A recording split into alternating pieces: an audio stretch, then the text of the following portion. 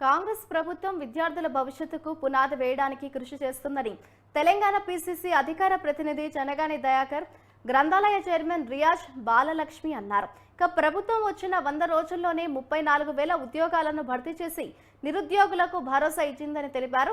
కాంగ్రెస్ ప్రభుత్వం 100 రోజుల పరిపాలన పూర్తి చేసుకున్న సందర్భంగా ఉస్మానియా యూనివర్సిటీ ఆర్ట్స్ కళాశాల వద్ద తెలంగాణ పీసీసీ అధికార ప్రతినిధి చనగాని దయాకర్ ఆధ్వర్యంలో సంబరాలు జరుపుకున్నారు.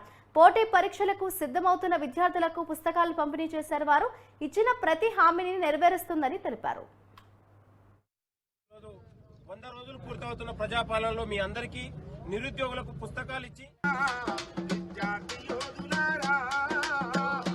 ఈరోజు ఒక ప్రజాపాలన 100 రోజులు పూర్తవుతున్న సందర్భంగా వాళ్ళకు ఒక జాగ్రఫీ విన్నర్స్ పబ్లికేషన్ ఆధ్వర్యంలో వాళ్ళకు ఒక పుస్తకాల పంపిణీ ఇచ్చి వాళ్ళకు ఒక ధైర్యం ఇవ్వడం జరిగింది. అదేవిధంగా శాంతికి నిదర్శనంగా అయినటువంటి ఈరోజు ఒక బెలూన్ని కూడా ఎగరవేసి, అదేవిధంగా ఒక దేశ స్వాతంత్రం కోసం పోరాడినటువంటి ఒక వీరులైనటువంటి భగత్ సింగ్, రాజ్గురు, సుఖదేవుల వర్ధంతి సందర్భంగా ఈరోజు నిరుద్యోగులందరినీ కలవడం, నిరుద్యోగులతోనే ఒక మాటామంతి వాళ్ళ జీవితాల్లో భవిష్యత్తులో నిరుద్యోగులు ఉద్యోగస్తులుగా తీర్చిదిద్దడానికి ప్రజాప్రభుత్వం నిరంతరం కృషి చేస్తుంది.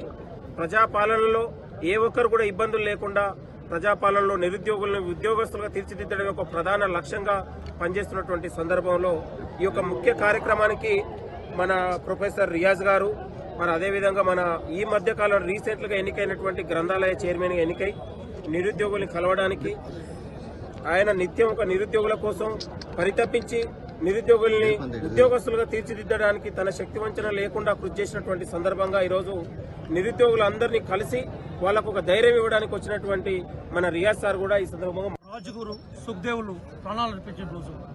ఆ నేపథ్యంలోనే ఉస్మానియా యూనివర్సిటీలో విద్యార్థి లోకానికి ఒక ప్రతినిధిగా, వాళ్ళ అవసరాలకి ఒక వారధిగా పనిచేస్తున్న చనగాని దయాకర్ ఆధ్వర్యంలో ఈ సమావేశం ఏర్పాటు చేశాం.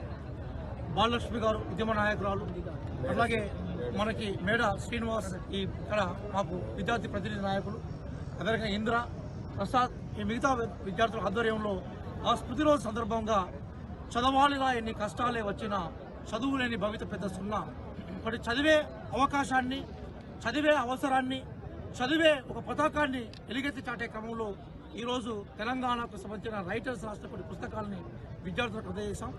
ఆ నేపథ్యంలోనే 100 రోజుల రాష్ట్ర ప్రభుత్వం పరిపాలన ఏదైతుందో అది ప్రధానంగా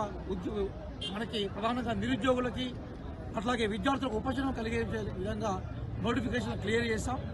అదే రకంగా దేశ రాజకీయాల్లో కూడా ఇండియా కూటమి ప్రధానంగా 30 లక్షల ఉద్యోగాలను ప్రామిస్ చేసింది. పబ్లిక్ సెక్టార్కి రక్షణ కోరుకుంటుంది.